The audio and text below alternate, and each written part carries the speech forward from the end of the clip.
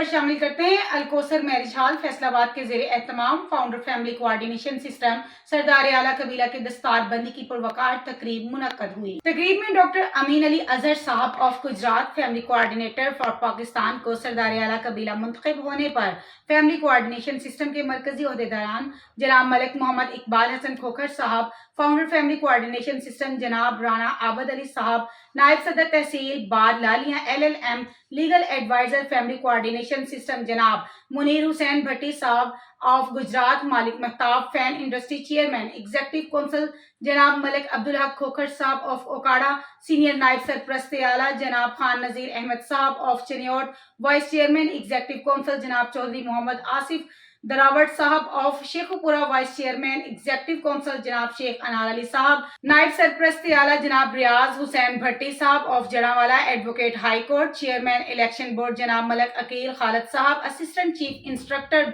Management committee जनाब मलिक नूर मोहम्मद चौहान साहब of Chiniot, assistant chief instructor management company और दीगर ओहदेदारान और फैमिली मेंबरान ने दस्तारबंदी के मौके पर नौ मुंतखब सरपरस्त आला ने ख्यालात का इजहार करते हुए कहा कि मुल्क पाकिस्तान के सबसे कदीम और 40% आबादी पर मुश्तमिल कबीले का सरदार आला कबीला मुंतखब होना हमारे लिए बड़े एजाज की बात है।